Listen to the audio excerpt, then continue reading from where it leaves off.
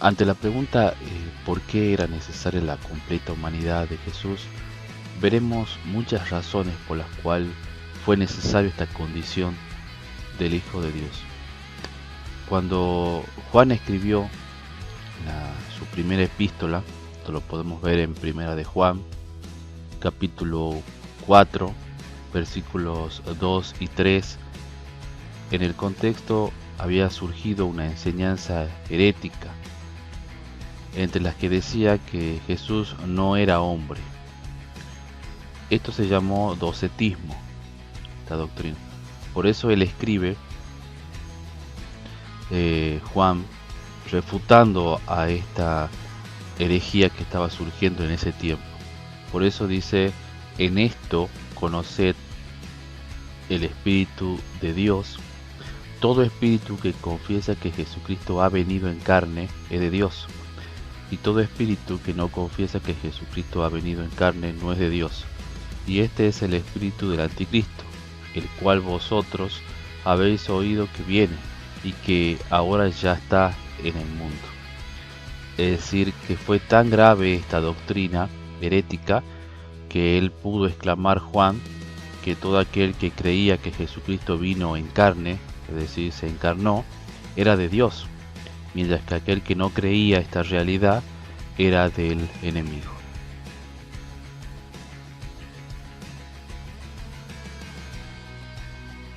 Una de las razones por la cual era necesaria la completa humanidad de Jesús era por la obediencia representativa. Esto significaba que allí donde Adán y Eva habían caído en pecado, y esto lo podemos ver en el relato de Génesis capítulo 2, versículos 15 al 3, 7, en donde ellos, vemos tanto Adán como Eva caen en pecado por desobediencia. Sin embargo, podemos ver que hay una especie de paralelismo con Jesucristo, en el cual sí él pudo sortear esa tentación por parte del enemigo. A partir del capítulo 4 de Lucas, también como los hipnóticos Mateo y Marcos. Es decir, que la Biblia quiere mostrar ese paralelismo, que allí donde cayó y pecó Adán y Eva, nuestro Señor Jesucristo no lo hizo. Y también parece reflejado, si ustedes pueden notar, en Romanos capítulo 5, versículos 18 al 19. Así que como por la transgresión de uno vino la condenación, ya lo estoy remarcando, así lo podamos leer bien. Dice, así que como por la transgresión de uno, es decir, Adán, vino la condenación a todos los hombres, de la misma manera por la justicia de uno, Cristo, vino a todos los hombres la justificación de vida. Porque así como por la desobediencia de un hombre, Adán, los muchos fueron destituidos, de toda la raza y la descendencia de Adán, constituidos pecadores, así también por la obediencia de uno, Cristo, los muchos serán constituidos justos. Muchos y no todos, ¿sí? Solo aquellos que aceptan el señorío de nuestro Señor Jesucristo son salvos y justificados. Entonces vemos ese paralelismo, era necesario porque Cristo en su actuar representaba a toda la raza humana en él.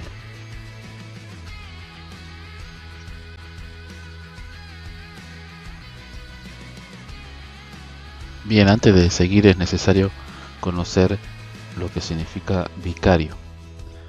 Y la mejor definición que he encontrado está en el diccionario teológico Vicon, que define la palabra vicario diciendo que, aunque esta palabra no aparece en la escritura clara, el concepto es bíblico y se usa como término teológico y es especialmente apropiado para describir la muerte de Cristo.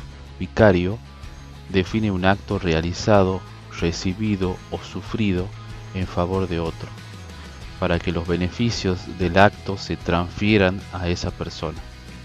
En la teología bíblica se refiere más frecuentemente a la muerte de Cristo por nosotros o en nuestro lugar.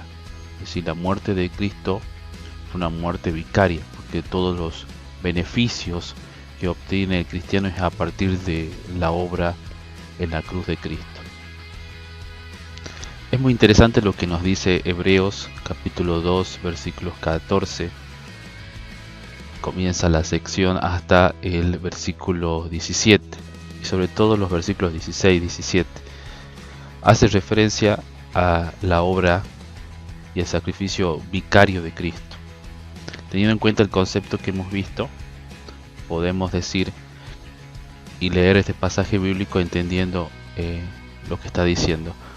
Porque ciertamente no socorrió a los ángeles, sino que socorrió a la descendencia de Abraham, por lo cual debía ser en todo semejante, es decir, en carne humana, a sus hermanos, para venir a ser misericordioso y fiel sumo sacerdote en lo que a Dios se refiere, para expiar los pecados del pueblo. Y vemos ese sacrificio vicario en reemplazo de sus hermanos, dice, de todos nosotros que por gracia del Señor hemos creído y aceptado su señorío. Hemos recibido esos beneficios a partir de la muerte de Cristo.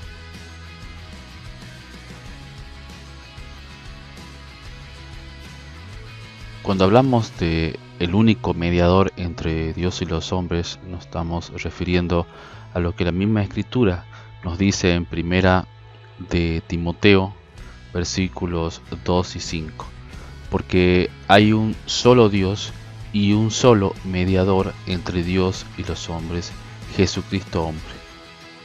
Ahí vemos que esta palabra mediador mejor sería traducirlo como reconciliador, es decir, que Él vino a ponerse en medio entre Dios y los hombres y a reconciliarnos a nosotros, que estamos muertos en nuestros delitos y pecados, y acercarnos a Dios y tener el favor de Dios. Y a través de ese sacrificio que Él hizo, cumplió esta reconciliación entre Dios y los hombres. Y por eso tenemos paz para con Dios.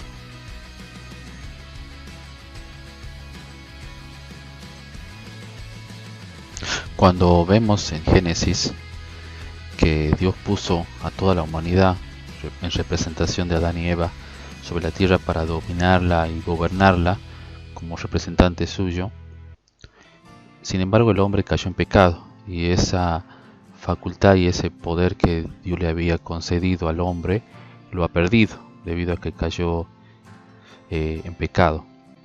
Sin embargo, cuando vemos en las Escrituras que Jesús vino como hombre, fue capaz de obedecer a Dios en todo y de ese modo adquirió de nuevo el derecho de sojuzgar la creación como hombre. Entonces, de esa manera, Él cumplió el propósito original de Dios al poner al hombre sobre la tierra. Entonces era necesario que Jesús fuera un hombre a fin de cumplir el propósito original de Dios de que el hombre reinara sobre su creación.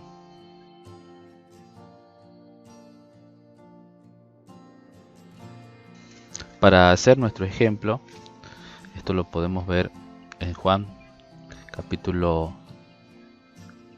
Primera de Juan, capítulo 3, versículos de 2 al 3. Y nos habla de que, amados, ahora somos hijos de Dios y aún no se ha manifestado lo que hemos de ser, pero sabemos que cuando Él se manifieste, seremos semejantes a Él, porque le veremos tal como Él es, y todo aquel que tiene esta esperanza en Él, se purifica a sí mismo así como Él es puro. Es decir, que Él fue nuestro ejemplo y nuestro desafío es ser como Él. También en toda su vida vemos reflejado que así como lo que le sucede al maestro también necesariamente tiene que sucederle a los discípulos. Entonces, de esa manera podemos ver que Él fue el ejemplo a seguir en todo esto. No tan solo con respecto a su vida, sino también a todo su ministerio. Entonces hay una manera de vivir, un modelo de vida en Cristo, que Él es nuestro Maestro.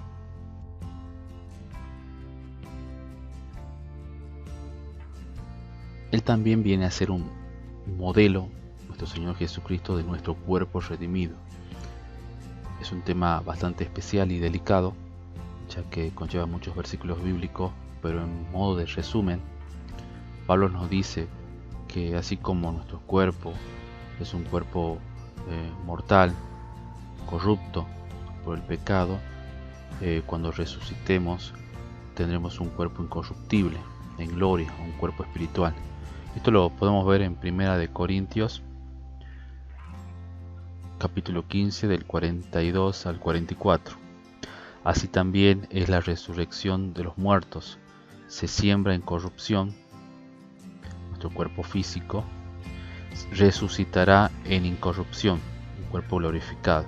Se siembra en deshonra, resucitará en gloria. Se siembra en debilidad, resucitará en poder. Se siembra cuerpo animal, resucitará cuerpo espiritual.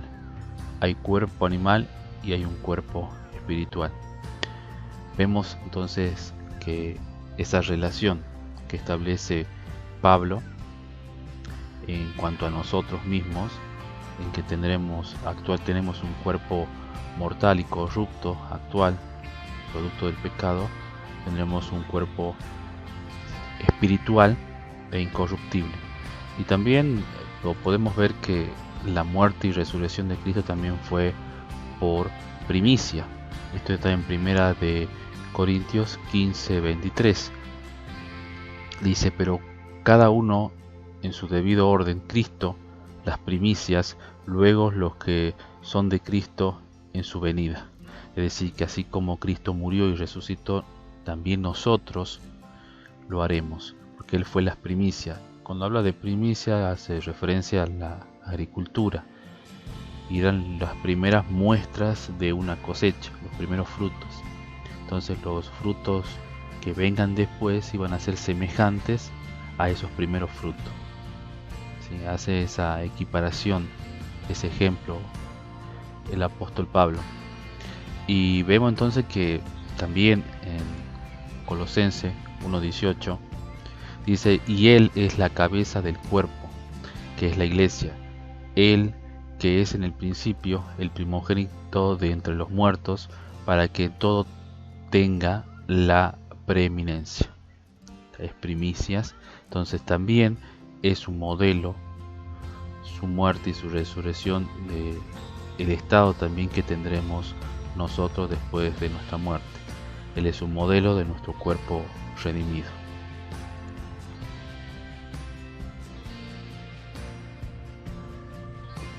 Para compadecerse como sumo sacerdote es también otra de las razones por la cual necesitaba Jesucristo ser completamente humano. El autor de Hebreos nos recuerda esto en el capítulo 2, versículo 18, pues en cuanto él mismo padeció siendo tentado, es poderoso para socorrer a los que son tentados. Es decir, lo que el autor está refiriéndose a que así como Jesús pudo soportar la tentación, la experimentó en su cuerpo físico, si también Él puede entendernos a cada uno de nosotros cuando estamos pasando por tentaciones, ya que Él mismo la ha pasado y la ha superado.